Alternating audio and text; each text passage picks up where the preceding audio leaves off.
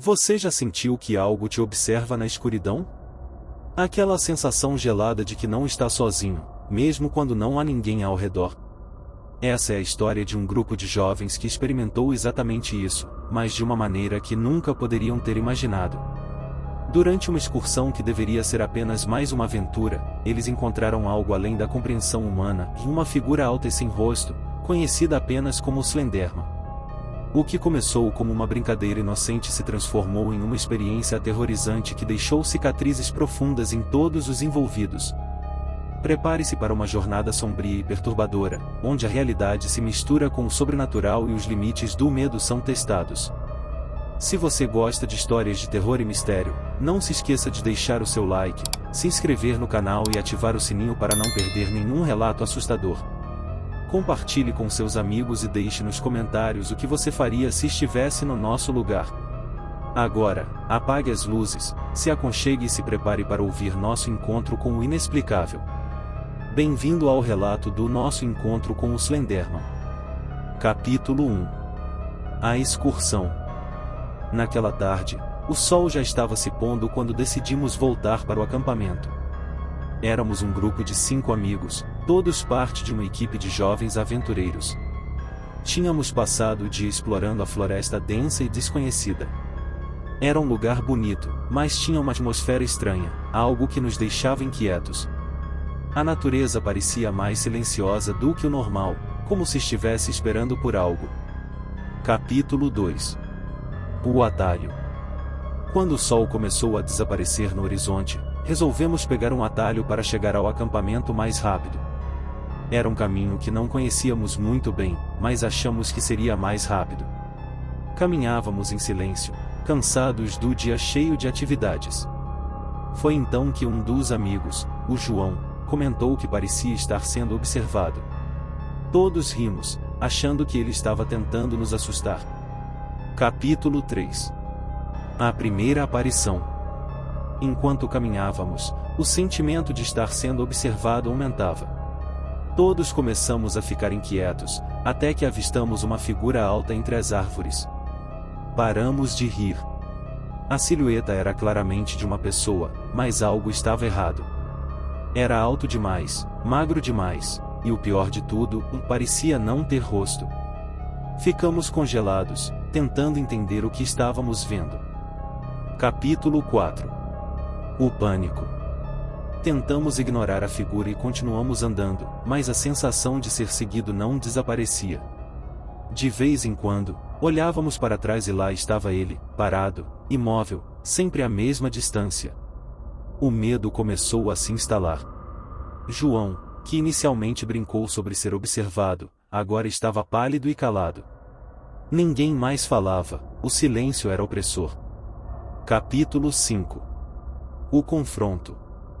Decidimos parar e encarar a situação. Quando nos viramos para olhar a figura mais uma vez, ela estava mais próxima do que antes. Podíamos ver claramente que não tinha rosto, apenas uma superfície lisa onde deveria haver traços humanos. Foi aí que percebemos que estávamos lidando com algo além da nossa compreensão.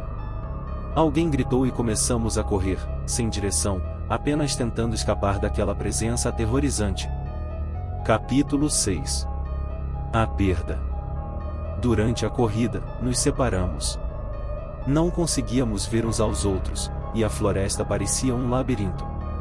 Lembro-me de correr até minhas pernas doerem, e só parei quando percebi que estava sozinho. O silêncio ao meu redor era perturbador.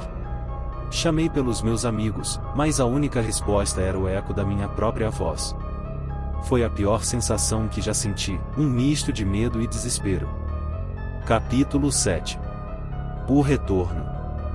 Eventualmente, consegui encontrar o caminho de volta ao acampamento. Quando cheguei, encontrei meus amigos, todos com o mesmo olhar de terror. Ninguém conseguia explicar o que havia acontecido. Contamos o que vimos aos nossos supervisores, mas ninguém acreditou em nós. Disseram que era apenas o cansaço e a imaginação correndo solta. Mas nós sabemos o que vimos. E desde aquele dia, nenhum de nós jamais voltou àquela floresta. Capítulo 8. Os pesadelos. Depois daquela noite, todos nós começamos a ter pesadelos estranhos.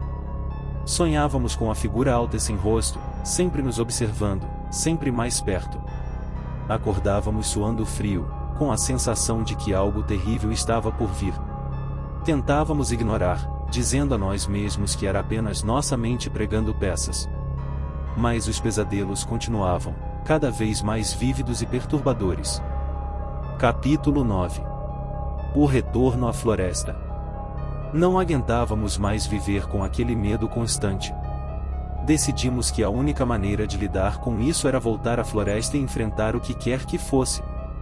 Equipados com lanternas e celulares, partimos numa noite escura e silenciosa. O ar estava pesado, e a floresta parecia ainda mais ameaçadora do que antes. À medida que avançávamos, o ambiente ao nosso redor parecia distorcer-se, como se estivéssemos entrando em outra realidade. Capítulo 10. O encontro final. No centro da floresta, encontramos uma clareira. Era o mesmo lugar onde tínhamos visto a figura pela primeira vez. Ao chegarmos, ela estava lá, esperando por nós. Mas dessa vez, não estávamos sozinhos. Outras figuras começaram a surgir da escuridão, todas sem rosto, todas nos observando. Sentimos uma presença esmagadora, uma sensação de que algo estava muito, muito errado. De repente, as luzes das lanternas piscavam e apagavam, e fomos engolidos por uma escuridão completa. Capítulo 11. O despertar. Quando acordamos, estávamos de volta ao acampamento. Ninguém sabia como tínhamos chegado lá. Tentamos falar sobre o que aconteceu, mas era como se as palavras não viessem. Os detalhes estavam confusos, e parecia impossível lembrar com clareza. Foi como se uma parte de nossa memória tivesse sido apagada ou distorcida. Nos dias seguintes, começamos a perceber mudanças estranhas em nós mesmos. Era como se algo nos tivesse seguido para fora da floresta, algo que não podíamos ver, mas que estava sempre presente. Capítulo 12. As consequências. Depois daquela noite, nossa amizade nunca mais foi a mesma. Nos distanciamos, cada um lidando com o medo e a ansiedade à sua maneira. Alguns de nós se mudaram para longe, tentando escapar das lembranças. Mas não importava onde estivéssemos, o sentimento de ser observado nunca desapareceu. Era como se uma parte daquela floresta tivesse nos seguido, um lembrete constante do que encontramos lá. Capítulo 13. O legado. Agora, anos depois, ainda penso naquele encontro. Sei que algo mudou em nós, algo que nunca poderemos explicar completamente. Tentamos seguir em frente, mas a sombra daquele homem sem rosto continua a nos assombrar. Alguns dizem que ele é apenas uma lenda, uma história para assustar crianças. Mas nós sabemos a verdade. Ele está lá fora, em algum lugar, esperando. E sabemos que um dia, ele pode voltar para nos buscar,